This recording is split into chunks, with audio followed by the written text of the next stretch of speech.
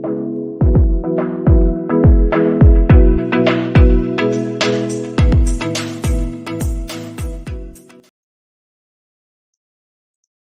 दोस्तों, नमस्कार। आपका अपने यूट्यूब चैनल कॉम्प्लेक्स क्लासेस में आप सभी लोगों का स्वागत है। तो इसमें जो है हम लोग यूपी डीएलएड सेकंड सेमेस्टर जो पेपर नंबर फर्स्ट है, वर्तमान भारतीय समाज और प्रारंभिक शिक्षा, इसका जो है हम लोग टॉपर सीरीज कर रहे हैं। टॉपर सीरीज का मतलब ये है कि जो है इसमें कोई भी क्वेश्चन छूटने ना पाए।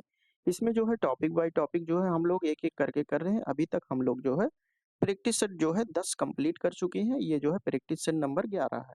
और इसके साथ ही हम लोग जो है पीवाईक्यू भी देखते हैं कि आपके एग्जाम में किस प्रकार से क्वेश्चन बने हैं। ठीक है। और ये हमारा टारगेट है, जो आपका ऑब्जेक्टिव में 15 क्वेश्चन आता है उसको किस प्रकार से हम लोग कंप्लीट करें। टारगेट हमारा यही है कि जो है पेपर फर्स्ट में जितना भी पेपर है उसमें जो है 50 में से 50 किस प्रकार से लाएं, यानी कंप्लीट जो पूर्णांक होता है जितने नंबर का कितना लाएं। तो इसमें जो है पेपर फर्स्ट में आप लोग बहुत कुछ पढ़ चुके हैं। अभी तक हम लोगों ने क्या क्या पढ़ा है कि यहाँ पे जो है थ्योरी वाला जो है कंप्लीट कंटेंट आप सभी लोगों का कंप्लीट हो गया है। अगर नहीं देखे हैं, प्रीवियस वर्क क्वेश्चन कंप्लीट हो गया है, राजन सीरीज कंप्लीट हो गया है, और राजन सीरीज का जो है मैराथन कंप्लीट हो गया है। अभी हम लोग कर रहे हैं प्रैक्टिस सेट कर रहे हैं। अगर ये सब नहीं देखें तो आप लोग जो है चैनल पर जाकर या डिस्क्रिप्शन बॉक्स जो है एक बार चेक कर सकते हैं। वहाँ पे सभी का जो है लिंक दिया हुआ है, आप लोग आसानी से पढ़ाई कर सकते हैं।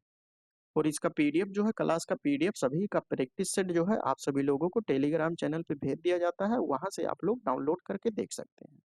तो चलिए आप लोग लास्ट तक वीडियो में बने रहिएगा। हम लोग यहाँ पे प्रैक्टिस सेट नंबर 11 करने वाले हैं। ठीक है। जो कि टॉपिक का नाम है, यहाँ पे आप देख सकते हैं कि हमारा टॉपिक है जातिवाद और अलगाववाद, सांप्रदायिकता एवं इसके दुष्परिणाम, सामाजिक पारस्परिक सौहार्द और समरसता वर्तमान आवश्यकता।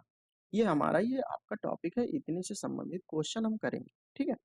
तो यहाँ पे जो क्वेश्चन दिया हुआ है आप देख सकते हैं कि यहाँ पे दिया हुआ है कि जातिवाद का मूल आधार क्या होता है। जो जातिवाद होता है इसका मूल आधार क्या होता है।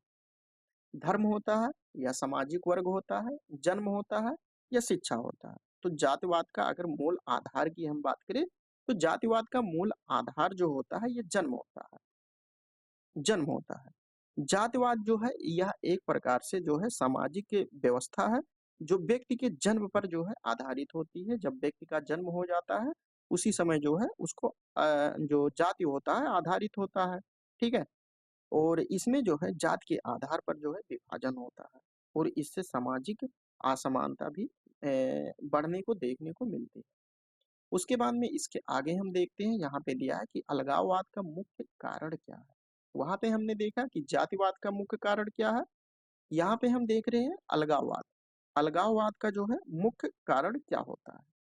आर्थिक असमानता। अलगाववाद मतलब होता है कि दो संप्रदाय के लोग हैं, कोई भी वस्तु है, इसमें जो है जो अलग अलग किस प्रकार से होते हैं। मेन शब्द का आर्थिक अर्थ यही होता है। ठीक है।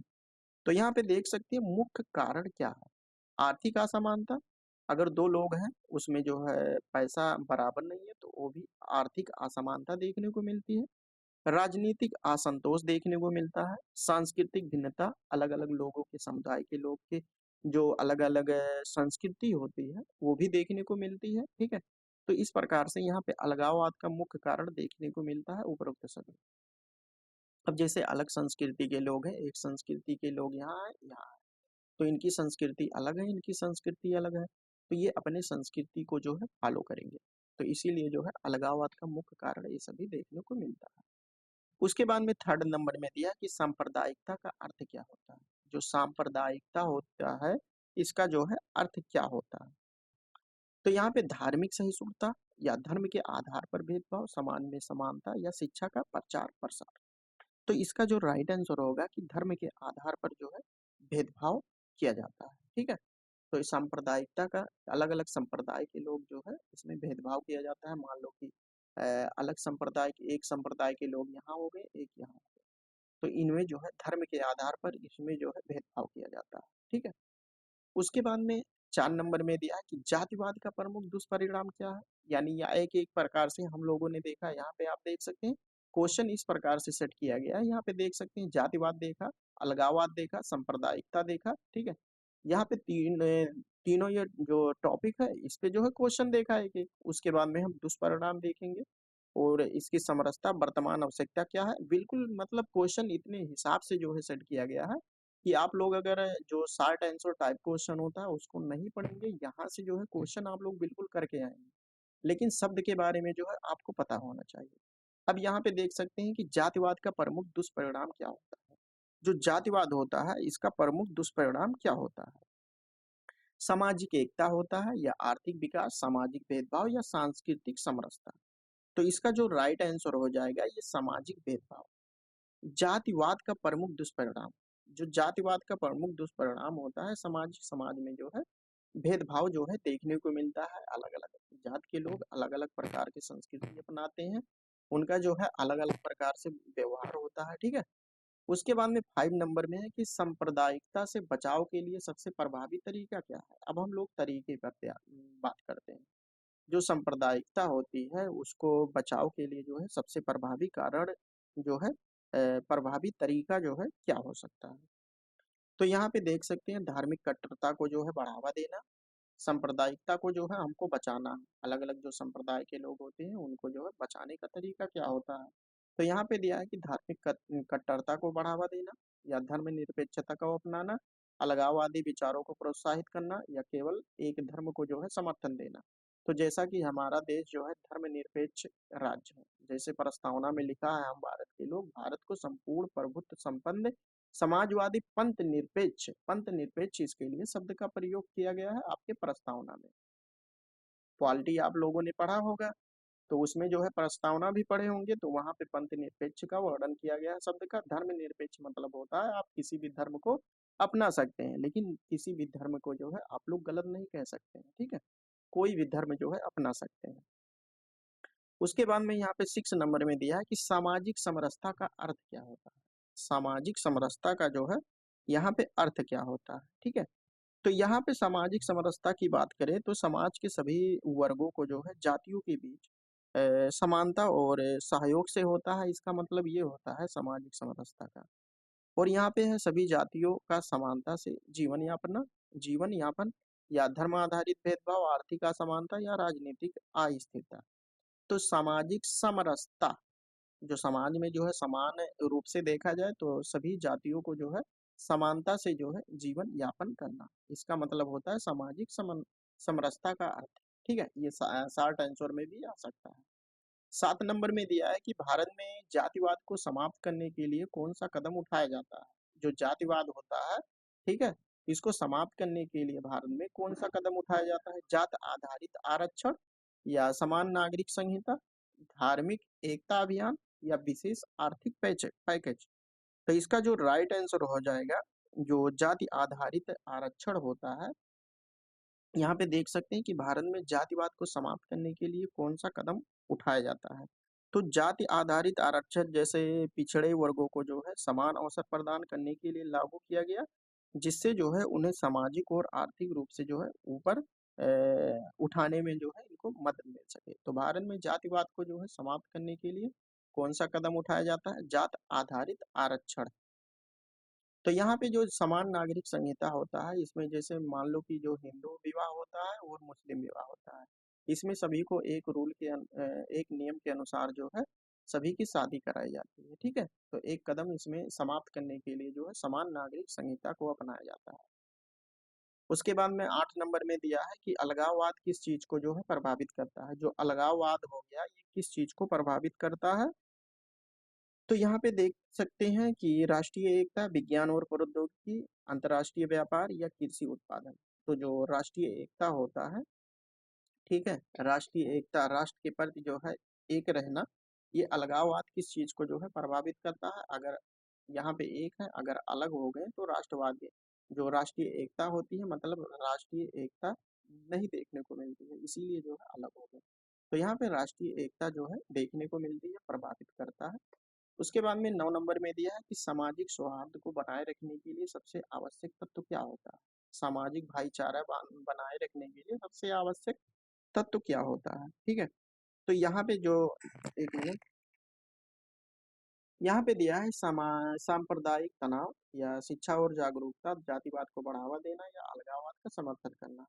तो जो सामाजिक सौहार्द मतलब भाईचारे की भावना जो है, ये शिक्षा और जागरूकता जो है सबसे अधिक जो है आवश्यक तत्व माना जाता है। 10 नंबर में दिया है, सांप्रदायिकता को जो है रोकने के लिए सबसे प्रभावी उपाय क्या होता है?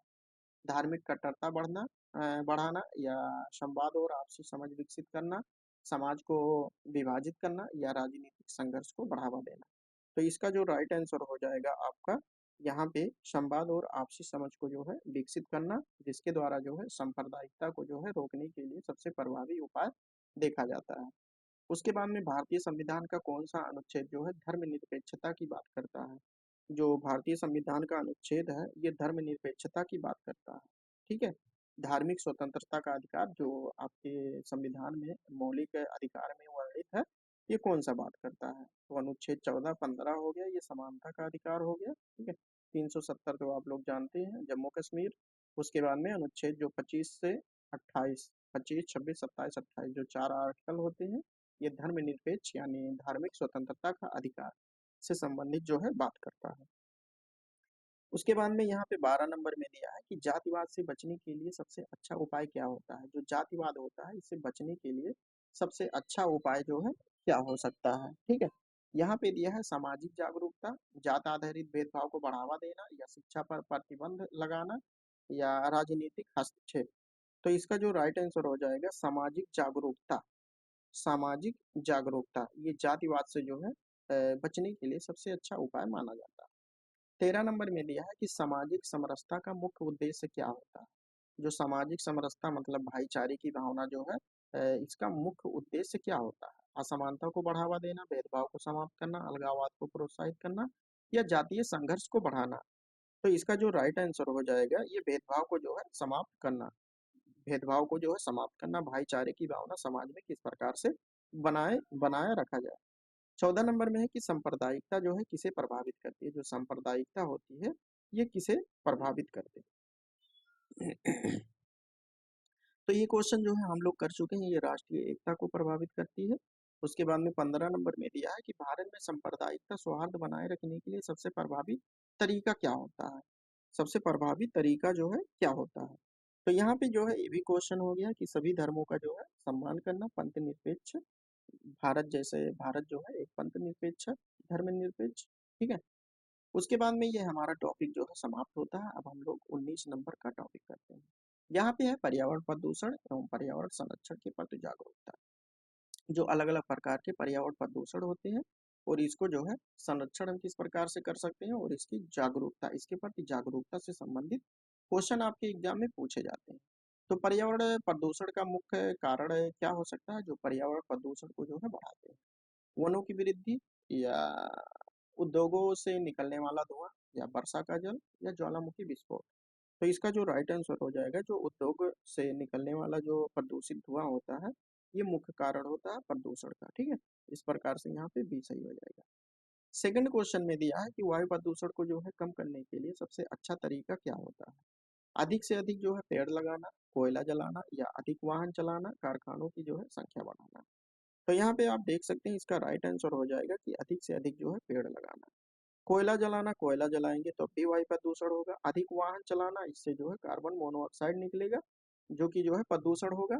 कारखानों की जो है संख्या बढ़ाना, संख्या बढ़ाएंगे तब भी वायु प्रदूषण होगा।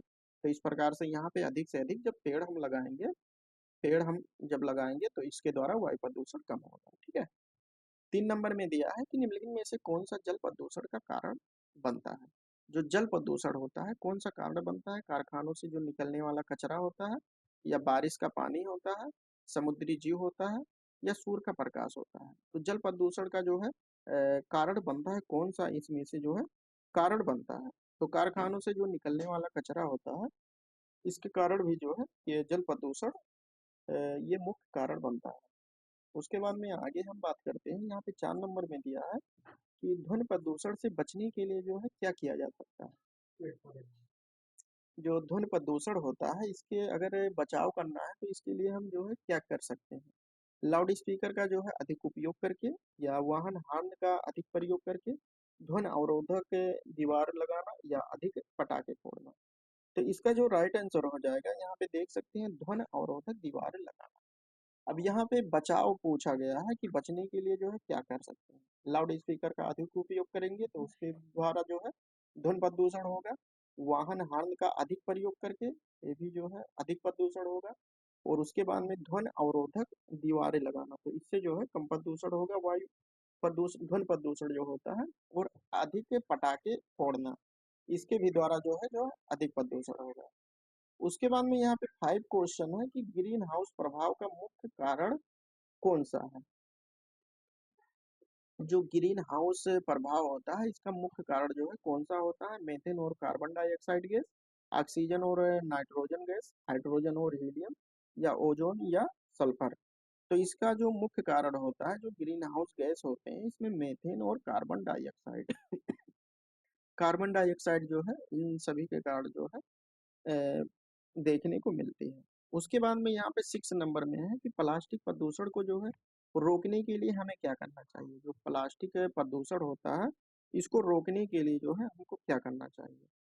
प्लास्टिक का अधिक उपयोग करना चाहिए, या प्लास्टिक को पुनः उपयोग में लाना चाहिए, प्लास्टिक कचरे को जो है जलाना, या प्लास्टिक की थैलियों का अधिक उपयोग करना। तो यहाँ पे प्लास्टिक को जो है पुनः उपयोग यानी रिसाइकल जो है करके हम प्लास्टिक प्रदूषण को जो है रोक सकते हैं। उसके बाद में 7 नंबर में क्या दिया है कि ओजोन परत को कौन सी गैस नुकसान पहुंचाती है। जो ओजोन परत होता है इसको जो है कौन सी गैस जो है नुकसान पहुंचाता है। ठीक है, तो क्लोरोफ्लोरोकार्बन सीएफसी हो गया, या ऑक्सीजन हो गया, कार्बन डाइऑक्साइड या नाइट्रोजन। तो सीएफसी जो होता है ये सीएफसी जो होता है, सीएफसी गैस की अगर हम बात करें तो ये जो आपका गैस है ये रेफ्रिजरेटर और एसी से निकलती है। और ये जो है ओजोन परत, जो ओजोन लेयर होती है इसको जो है नष्ट कर सकती है, इसीलिए ये जो है ओजोन परत को जो है नुकसान पहुंचाने वाली गैस मानी जाती है। उसके बाद में यहाँ पे 8 नंबर देखते हैं कि सतत विकास का क्या अर्थ होता है। ठीक है, सतत विकास का जो है क्या अर्थ होता है। सतत विकास, कंटिन्यूअस डेवलपमेंट। तो प्राकृतिक संसाधनों का जो है संतुलन बनाए रखकर जो है विकास जो किया जाता है उसी को हम सतत विकास कहते हैं। ठीक है, यहाँ पे देख सकते हैं कि केवल आर्थिक विकास पे ध्यान देना, या केवल औद्योगिक उपकरण, या प्राकृतिक संसाधनों का संतुलित उपयोग, या अधिक कारखाने स्थापित करके। तो जो सतत विकास होता है, सस्टेनेबल डेवलपमेंट इसे कहते हैं।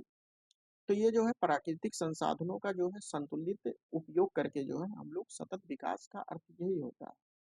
9 नंबर में दिया है कि जैव विविधता का संरक्षण क्यों आवश्यक होता है। जो बायोडायवर्सिटी होती है, जैव विविधता, इसका संरक्षण जो है क्यों आवश्यक होता है। पारिस्थितिक तंत्र के संतुलन के लिए, या अधिक शिकार करने के लिए, अधिक कृषि योग्य भूमि बनाने के लिए, या प्रदूषण बढ़ाने के लिए। तो जैव विविधता जो होती है एक क्षेत्र में जो है अलग अलग जैव, जैव मतलब होता है अलग अलग प्रकार के जीव पाए जाते हैं, पेड़ पौधे पाए जाते हैं, इसी को जैव विविधता कहा जाता है। ठीक है, तो पारिस्थितिकी तंत्र में जो है संतुलन के लिए जैव विविधता का जो है संरक्षण आवश्यक होता है। ठीक है, जो पर्यावरण आपका है, पारिस्थितिक तंत्र इकोसिस्टम है, उसको किस प्रकार से हम संतुलित कर सकते हैं, इसके लिए जो है जैव विविधता का संरक्षण आवश्यक होता है। उसके बाद में 10 नंबर में दिया है कि जल संरक्षण का जो है सबसे अच्छा तरीका क्या होता है। जल को जो संरक्षित किया जा सकता है इसका सबसे अच्छा तरीका जो है क्या होता है। जल व्यर्थ करना, या वर्षा जल संचयन, नदी में कचरा डालना, इससे भी प्रदूषण होगा, अधिक पानी बहाना। तो जो है वर्षा जल संचयन, जो वर्षा का जल होता है, वर्षा का संचयन, वर्षा जल संचयन से पानी की कमी को जो है दूर किया जा सकता है, और जो भूजल स्तर होता है इसको हम जो है बनाए रख सकते हैं। 11 नंबर में दिया है कि निम्नलिखित में से कौन सा नवीकरणीय ऊर्जा स्रोत है। इसमें जो है नवीकरणीय ऊर्जा स्रोत है, इसमें पीवाईक्यू में जो है क्वेश्चन पूछा जाता है। तो सौर ऊर्जा जो होता है ये अनंत और स्वस्थ ऊर्जा का स्रोत होता है, जो पर्यावरण के लिए जो है स्वच्छ माना जाता है, जैसे सौर ऊर्जा हो गया। और उसके बाद में अगर हम बात करें जो पवन ऊर्जा होती है, सभी नवीकरणीय ऊर्जा के रूप में जानी जाती है। तो पेट्रोल जो हो गया ये अनवीकरणीय है, कोयला हो गया, डीजल हो गया, ये सभी अनवीकरणीय स्रोत हैं। जो आपका सौर ऊर्जा हो गया, और इसके साथ ही आप पवन ऊर्जा को याद कर सकते हैं, ये पीवाईक्यू में जो है क्वेश्चन पूछा गया है, तो इसको आप लोग याद रखिएगा। अब एक क्वेश्चन यहाँ पे जो है दिवस से संबंधित पूछा जा सकता है कि पृथ्वी दिवस जो है कब मनाया जा सकता है। 22 अप्रैल, 5 जून, या 2 अक्टूबर, 16 सितंबर। तो अगर हम बात करें पृथ्वी दिवस की, तो पृथ्वी दिवस जो है 22 अप्रैल को मनाया जाता है। और जो क्या नाम है, एक होता है ओजोन दिवस, 16 सितंबर। 16 सितंबर को आप लोग बताइए कि कमेंट बॉक्स में कौन सा दिवस मनाया जाता है, ठीक है।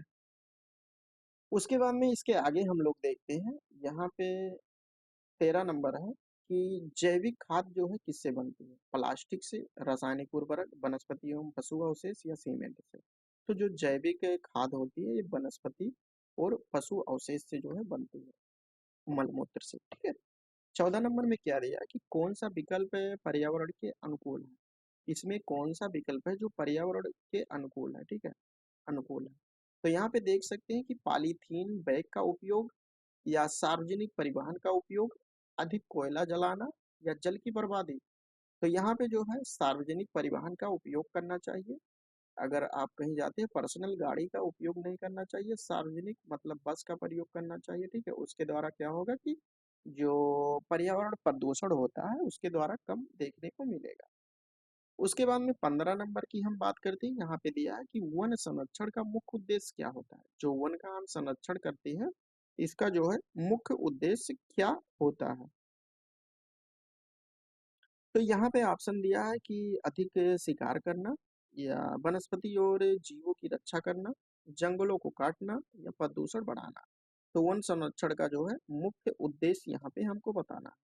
तो वनस्पति और जो जीव होते हैं इनकी जो है रक्षा करना, ये वन संरक्षण का मुख्य उद्देश्य होता है। तो यहाँ पे हम लोग जो है अभी तक 19 टॉपिक जो है कंप्लीट कर चुके हैं। अब हम देख रहे हैं 20 नंबर, जल संचयन, ऊर्जा और भूमि संरक्षण, ठीक है। इसके पहले हम लोग देखें अलग अलग प्रकार के प्रदूषण के बारे में। अब हम देख रहे हैं जल संचयन। ये आप लोगों के सिलेबस के अकॉर्डिंग जो है एक एक टॉपिक जो है हम लोग कर रहे हैं। तो यहाँ पे फर्स्ट क्वेश्चन दिया है कि जल संचयन का मुख्य उद्देश्य क्या होता है? जो जल को हम इकट्ठा करते हैं इसका मुख्य उद्देश्य क्या होता है? जल का दुरुपयोग करना, या जल की बचत और भंडारण, जल को व्यर्थ करना, या जल को प्रदूषित करना। तो जल का बचत जो किया जाता है और भंडारण किया जाता है, ये जल संचयन का मुख्य उद्देश्य होता है, ठीक है। सेकंड क्वेश्चन में दिया है कि जल संचयन की कौन सी तकनीक ग्रामीण क्षेत्रों में अधिक उपयोगी होती है? जो जल संचयन करते हैं, कौन सी ऐसी तकनीक है जिसका प्रयोग हम ग्रामीण क्षेत्रों में करते हैं? वर्षा जल संचयन, या समुद्री जल संचयन, भूमिगत जल पंपिंग, या जल प्रदूषण। तो यहाँ पे जो वर्षा जल संचयन किया जाता है ये ग्रामीण क्षेत्रों में जो है सबसे अधिक उपयोग देखने को मिलती है। 3 नंबर में दिया है कि जल संचयन से कौन सा लाभ होता है? तो जल का हम लोग इकट्ठा करते हैं, उसका जो है लाभ क्या होता है? ऊर्जा की बचत होती है, भूमि का क्षरण होता है, जल स्रोतों का दूषित होना, या जल संकट बढ़ाना। तो इसका जो राइट आंसर हो जाएगा ऊर्जा की बचत। अब ऊर्जा का बचत किस प्रकार से होता है? मान लो कि आपको पानी की आवश्यकता है, ये वर्तमान समय में अगर हम देख लें तो मोटर चलाना पड़ता है, ठीक है। उसके लिए जो है हमको ऊर्जा चाहिए, बिजली चाहिए। उसके द्वारा जब बिजली रहेगा तो जो है आपके हैंडपंप से जो है जो मोटर रहता है उसके द्वारा जो है पानी आएगा। तो इसके द्वारा जो है ऊर्जा की बचत होती है। इस प्रकार से आपका ऊर्जा की बचत सही हो जाएगा। 4 नंबर में दिया है कि निम्नलिखित में से कौन सा जल संचयन का उदाहरण होता है? जो जल का संचयन किया जाता है इसमें जो है कौन सा उदाहरण होता है? वर्षा जल को नालियों में बहाना, या तालाबों या झीलों का निर्माण करना, जल रिसाव को बढ़ावा देना, या भूमिगत जल का अत्यधिक दोहन करना। तो यहाँ पे जो तालाब होते हैं, झील होते हैं, ये सभी जो है जल संचयन के उदाहरण देखने को मिलते हैं। 5 नंबर में है कि जल संचयन का सीधा संबंध किससे होता है? वायु प्रदूषण, या वन कटाव, या जल संरक्षण, या मृदा अपरदन। तो ये जो है जल संरक्षण को, जल को संरक्षित हम करते हैं। भविष्य के लिए जो पृथ्वी का जल स्तर होता है वो भी जो है लेवल बढ़ जाता है, वाटर लेवल। तो जल संचयन का सीधा संबंध जो है जल संरक्षण से होता है। उसके बाद में 6 नंबर की हम बात करते हैं। इसमें दिया हुआ है कि वर्षा जल संचयन किस प्रकार ऊर्जा बचत में सहायक होता है? जल पंपिंग की जरूरतों को कम करने के लिए, ऊर्जा उत्पादन को रोककर, जल को प्रदूषित करके, या जल में व्यर्थ बहाव को रोककर। तो जैसा कि हमने बताया तो जो जल को जो पंपिंग किया जाता है इसके लिए ऊर्जा की जरूरत पड़ती है। इसीलिए जो है जरूरत को जो है कम करके यहाँ पे ऊर्जा की बचत को हम वर्षा जल संचयन के द्वारा हम लोग कर सकते हैं, ऊर्जा की बचत। 7 नंबर में हम देखते हैं, यहाँ पे दिया है कि जल संचयन से भूमि संरक्षण कैसे होता है। जो भूमि का संरक्षण होता है जल संचयन के द्वारा द्वारा जो है किस प्रकार से होता है। तो यहाँ पे जो ऑप्शन दिया हुआ है कि कटाव को रोककर, या मृदा की उर्वरता जो है कम करके, जल स्रोतों को सुखाकर, या जल प्रदूषण बढ़ाकर। तो यहाँ पे जो है कटाव को रोककर जो है जल संचयन से भूमि का भी संरक्षण होता है। कैसे होता है? भूमि का संरक्षण होता है कटाव को रोक कर। ठीक है। उसके बाद में 8 नंबर में दिया है कि कौन सा जल संचयन का पारंपरिक तरीका है। जो परंपरा होती है कि जल को किस प्रकार से हम लोग इकट्ठा करें, ये कौन सी पारंपरिक मतलब पुराने समय से जो है चलते आ रही है। ठीक है। तो यहाँ पे दिया है कि बांध बनाना, या समुद्री जल का संग्रह करना, या कृत्रिम जलाशय बनाना, या चाल खाल प्रणाली। आप लोग कमेंट बॉक्स में बताएं कि ये जो चाल खाल प्रणाली होता है ये क्या होता है। ठीक है। इसका ये राइट आंसर हो जाएगा। उसके बाद में 9 नंबर में दिया है कि जल संचयन से कौन सा संसाधन संरक्षित होता है। जल संचयन के द्वारा जो है जल को हम संचयन करेंगे। ठीक है। तो यहाँ पे देख सकते हैं कि कोयला हो गया, खनिज हो गया, जल हो गया, या पेट्रोल हो गया। तो जल संचयन के द्वारा हम जल का जो है संरक्षित करते हैं जल को। तो इस प्रकार से यहाँ पे आपका जल राइट हो जाएगा। 10 नंबर में दिया है कि जल संचयन से भूजल स्तर कैसे प्रभावित होता है। जो जल संचयन होता है, जो वाटर लेवल होता है, उसको जो है किस प्रकार से वो प्रभावित करता है जल संचयन के द्वारा, यहाँ पे आपको बताना। ठीक है। तो यहाँ पे दिया है कि जल स्तर गिरना, जल स्तर बढ़ना, या जल स्तर अपरिवर्तित रहता है, जल स्रोत जो है सूख जाते हैं। तो जल संचयन से जो है भूजल स्तर कैसे प्रभावित होता है। जो जल स्तर होता है वो बढ़ जाता है। ठीक है। जिसके द्वारा ये जो वाटर लेवल होता है ये बढ़ जाता है। तो इस प्रकार से जो है हम लोग यहाँ पे ये लास्ट आप लोगों का प्रैक्टिस सेट रहेगा, प्रैक्टिस सेट नंबर 12। उसके बाद में आपका पेपर नंबर फर्स्ट जो है बिल्कुल पूरी तरह से जो है प्रैक्टिस करके, उसके बाद में प्रीवियस ईयर क्वेश्चन और राजन सीरीज बिल्कुल जो है कंप्लीट हो जाएगा। ठीक है। तो अभी तक जो लोग नहीं देखे हैं, राजन सीरीज हो गया और थ्योरी वाला जो लेक्चर है, और उसके बाद में प्रीवियस ईयर हो गया, राजन सीरीज हो गया, और राजन सीरीज का मैराथन भी जो है कंप्लीट हो गया है, और प्रैक्टिस सेट जो है बस एक वीडियो में, और अगले वीडियो में जो है प्रैक्टिस सेट हम लोगों का जो 12 चलेगा उसमें पूरी तरह से कंप्लीट हो जाएगा। ठीक है। और इसका पीडीएफ प्राप्त करना चाहें तो आप लोग टेलीग्राम चैनल से जुड़ सकते हैं। वहाँ पे आप सभी लोगों को ये क्लास का जो है पीडीएफ प्राप्त हो जाएगा। सोशल मीडिया से जुड़ना चाहें तो आप लोग जुड़ सकते हैं। वीडियो अच्छा लगा हो तो लाइक कर सकते हैं, शेयर कर सकते हैं, कमेंट कर सकते हैं। तो चलिए इसके बाद जो है हम लोग बिल्कुल पेपर नंबर फर्स्ट का जो प्रैक्टिस सेट हम लोग कर रहे हैं बिल्कुल पूरी तरह से जो समाप्त हो जाएगा। तब तक के लिए जय हिंद, जय भारत।